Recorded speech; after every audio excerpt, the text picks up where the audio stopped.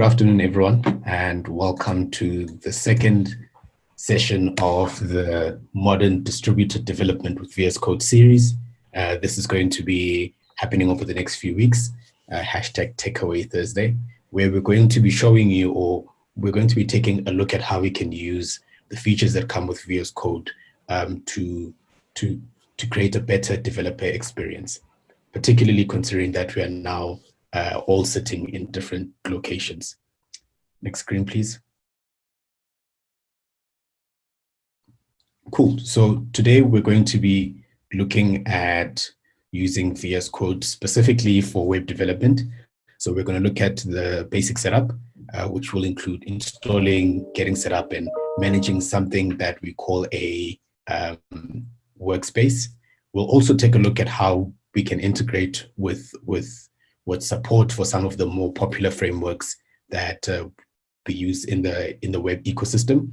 We'll take a look at the extensions, some of Jason's favorite extensions, which he keeps trying to get me to use. And then we'll take a look at debugging, which is actually, for me, one of the most important things that I want to look at when I start using an IDE or any development environment. And then Jason wants to show you some live share stuff on how to debug over live share. And of course, this will all be brought together by a nice demo. Cool. So web development, just to make sure that we're all on the same page, we can define web development as simply combining HTML, CSS, and some JavaScript to create an application that runs in a browser. Now, this is, of course, simplified because the web ecosystem is rich with frameworks and libraries, etc. But at the core of it, it's safe to assume that we can all agree on this definition of what web development actually is. So let's talk about developer experience. So in order for us to be able to deliver good quality software, we need a couple of tools. And these tools need to be able to afford us some things. And we've often gotten these things from integrated development environments. And these things include language support. So for this, you need to be able to have some linting. You need to be able to navigate your code. You need to also be able to refactor your code. And the most important thing, which is sometimes quite difficult to actually get right, is debugging. We need to be able to debug. We need to be able to watch for variables, watch for changes, be able to get into any point of time in our logical flow and see what the different data points are in order to A, fix problems where there are problems, and B, develop with the kind of data that we actually expect, to make sure that what we expect is actually what's in there in the code. So last week, we took a look at Visual Studio Code, and we took a look at the different parts that make up code, how it's different from Visual Studio. So if you haven't seen last week's talk, I would suggest that you head on to BBD TV on YouTube. We will link to it at the end of this video as well. Cool. So Jason will be taking us through the basic setup and showing us how he actually does web development with VS Code. Go ahead. Cool. Thanks, and hi everyone. So first off, we're going to look at the basic setup that's involved in web development with VS Code. And as you can see on your screen, there's a few main steps. The first is obviously installing all your necessary requirements. So that includes your VS Code, perhaps your extensions, and anything else that you just need to get your project set up. The next thing is actually to set up a workspace. And in the demo, I'll be showing you some of the more important parts of the workspace, which includes configuring your linter and your linter settings, which ensures that you have uniform code formatting and problem warnings across your workspace.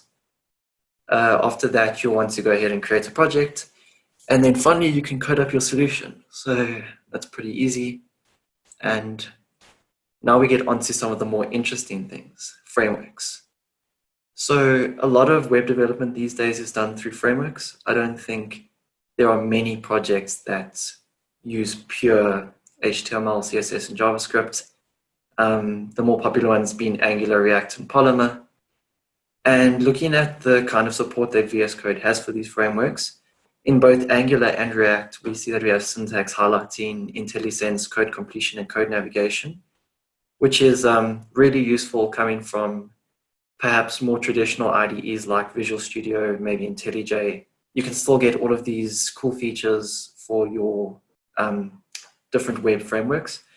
And then it's also worth noting that for frameworks like Polymer and some of the less popular frameworks, that you can still get these features, but you might require some specific extensions.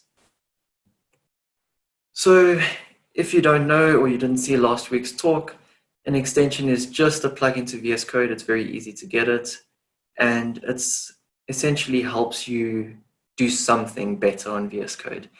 And there are a whole bunch of extensions for web development.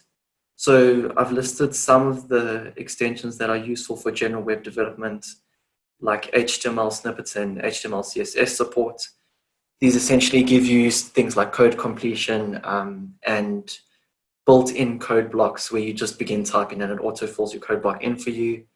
Prettier is one of the most popular web code formatters, and it's used to prettify your code, ensure that everything is looking uniform, and we'll touch on that in the demo. Regex Workbench is one that I really like because I don't know how many people there are that truly know how regexes work. So being able to test them out in a regex workbench is really useful. Debugger for Chrome is probably the most important extension on this list, since it helps us with debugging on our web platform. And then finally, LiveShare, which is, as you know from last week's talk, a great code collaboration tool. Then looking at some framework-specific extensions, you get Angular language services, React Native tools, and a whole bunch of others that you can see on that list, and many more. If you just go into the Visual Studio extension store, you can search through them and find just about anything that will help with your day-to-day web development. So looking more at a debugging side, I think anyone who has some experience with web development knows that there's a big problem with debugging through console log. And while that might work, it's generally quite efficient, and it doesn't give you a lot of the features that a true debugging tool would. You can't watch your variables jump to places in code and things like that. So the solution to this is to use VS Code and the Debugger for Chrome extension to actually properly debug your code, and we're going to demonstrate that soon. So the final thing that I want to touch on before we get onto the demo is LiveShare. We mentioned it a lot and we highlighted some of the benefits in last week's demo, which we'll link to at the end. But essentially having this real-time editing with a shared workspace between collaborators, having your built-in editor enhancements that you've come to expect, audio and text chat, code review abilities, definitely good for learning for junior developers, being able to share their workspace and help them out, and finally just problem solving. Okay, so that is enough talking for now. What I'm sure everybody would love to see is a demo. So if you remember from the beginning of the presentation, we spoke about getting your workspace set up. And one of the most important parts of your workspace in VS Code is having a workspace file. And essentially your workspace file gives you a whole lot of settings for your entire solution. And in our workspace file that you can see here, we have JavaScript preference for code style to be in single, preferring print width of 90, single quotes. And there's a whole bunch of different options you can add in here, which include linting settings, formatting settings, which is nice to ensure that you don't have massive white space differentials in your version control.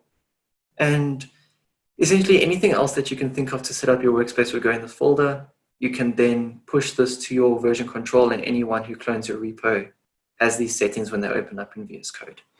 So it's definitely nice across your distributed development team to keep this consistent using your workspace file.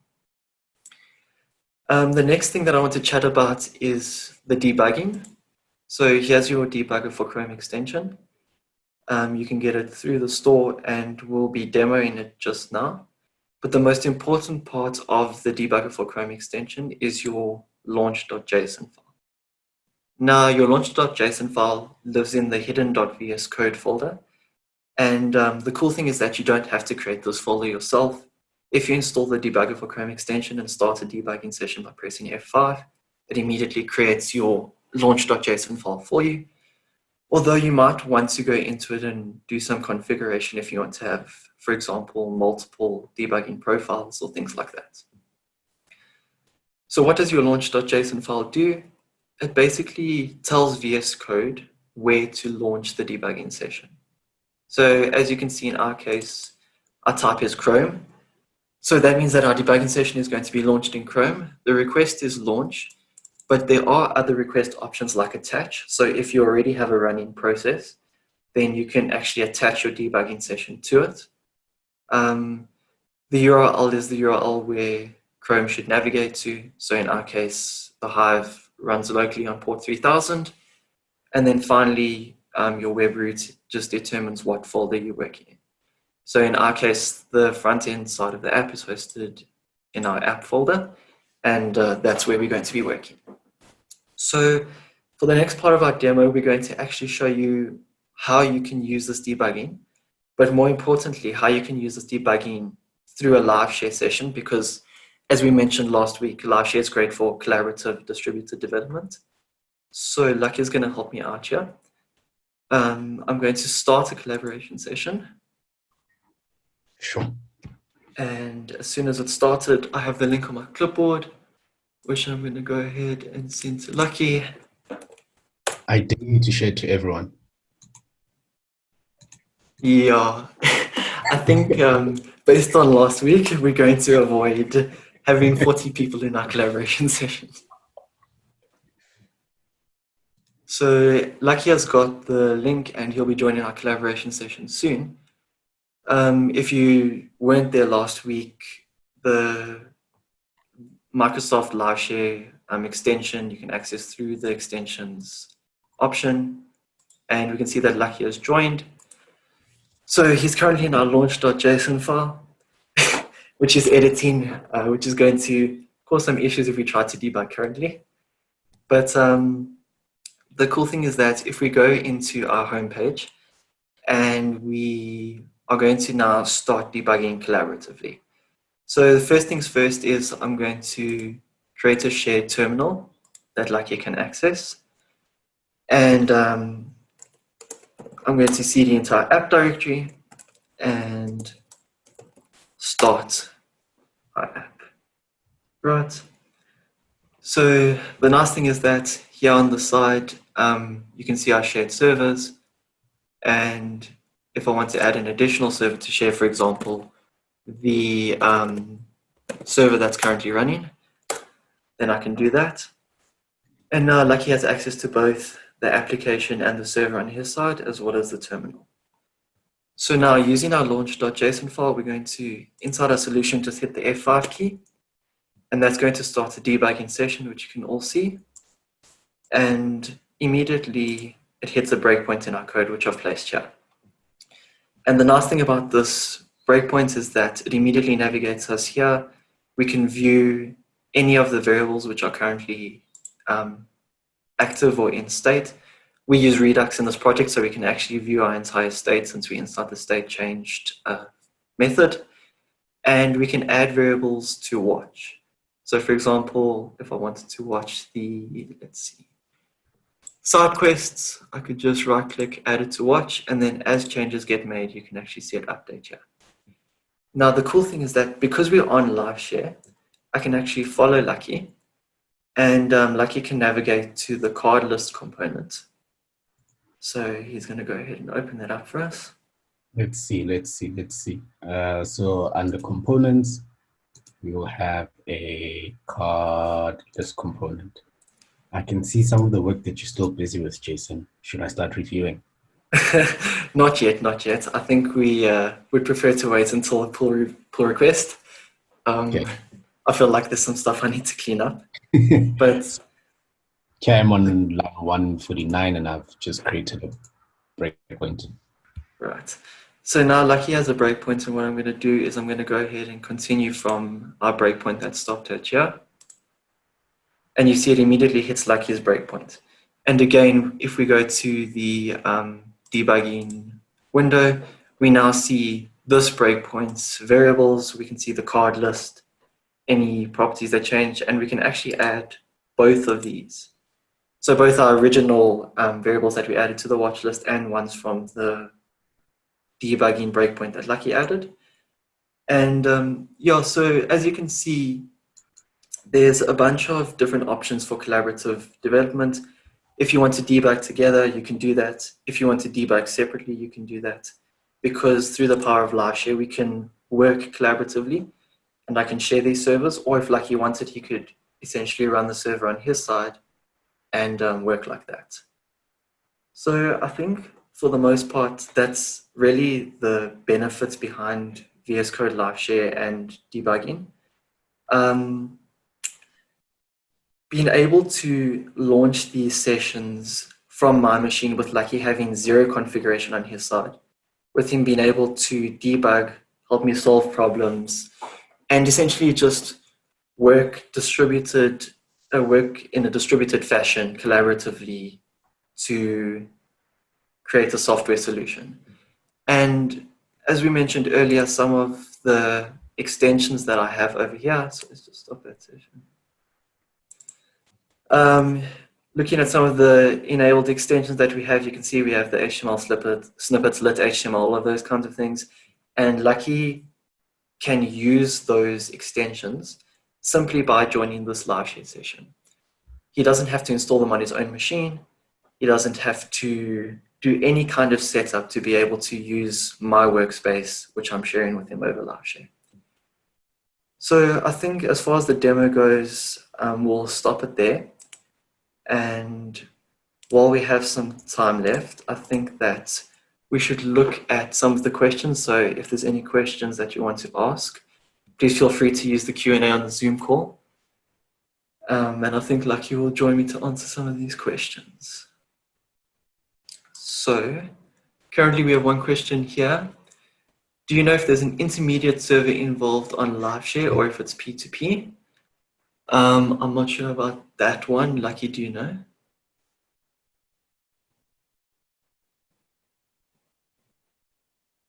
Okay, I'm not sure where Lucky is at the moment. Can you hear me? Yes, we can hear you now. Okay. I'm not sure, but if I were to hazard a guess, I'd say it's probably peer-to-peer, because it's giving me direct access to everything on Jason's machine. I don't see a particular use for having an intermediate server. I don't know, but yeah. So I can find that out for you. But yeah, I don't have an authoritative answer for that.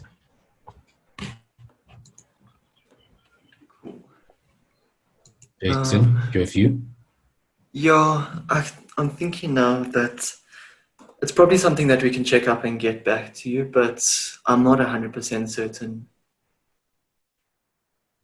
Yeah, I'm not. I think a lot of the management of the session will be done through the Microsoft's platform because you log in using Microsoft or GitHub. But I'm not sure. I think the session itself might be peer-to-peer, but we'll definitely check that up and get back to you. So I've checked it and it's apparently peer-to-peer, because I was now suspecting that it wasn't, because you actually don't even need to have VS Code installed on your machine to start joining a LiveShare session. You can literally join it from a browser. There's an option to do that. And then another thing that we won't have time to show you now is that if I start a debugging session on Jason's machine by pressing F5, we could actually have my browser open up, but attached to Jason's processes. But for that, Jason will have to give me permission for that, so special permission. And this is probably one of the cool features of LiveShare, in that I can control what access the people that are sharing my session with me have. as opposed to simply giving them carte blanche access to my machine remotely, as you would with your traditional tools such as TeamViewer. So this would allow me to really nitpick as to what Jason has access to, instead of Jason just having all the access on my machine. Cool. Yeah, definitely. Are there any other questions in this regard? Cool. Okay. If So not, then I think the other thing that I wanted to mention just briefly is that looking at this launch.json file and what might become relevant in some of the following sessions when we touch on some of the other languages like Java, C++, etc., is that these configurations can get large and can give you fine-grained control over your debugging for a wide range of languages. This is not just a web thing. So while we're highlighting how it can be used for web here, it's definitely worth noting that in the following sessions, the following takeaways that we're going to be having, that we'll be discussing in more detail debugging in different languages and all of the cool features that VS Code gives you for different languages. so particularly next week, we'll have Rudolf, who will be taking a look at how he uses VS Code for Java development. Now, this will obviously include being able to compile all of your code and being able to debug all of it. And Rudolf will be taking us through that. There's a question here, Jason, for you. How many developers can join a collaboration session? Yeah, so it's an interesting question. We haven't managed to break VS Code yet. And we've had quite a few people on collaboration sessions, even during last week. If you go and watch the video, I think we had, how many was it? At least 5 people on at one time. So I think that it'll obviously be dependent on the kind of internet connectivity that everyone has, as well as the physical resources. I can't give you a definite answer on that one, but I don't think under reasonable circumstances you're going to run into a problem. Yeah, with that said, this is of course meant to be for things like your peer development and being able to help someone. It doesn't take away from you having to have your own code editor installed. So don't just decide that your whole team will now have one development machine so that you don't get much conflicts. No, you still need to have your processes in place. This is simply to enhance your distributed development. I think we are running out of time.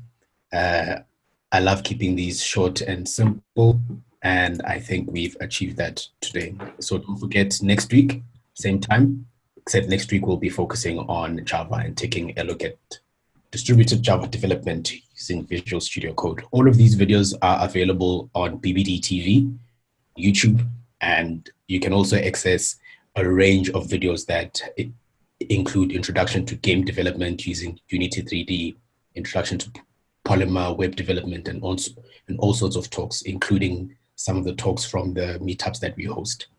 But that's it from us for today. Thank you very much for joining us today, and hopefully we'll see you next week again. Thank you. Thanks, everyone.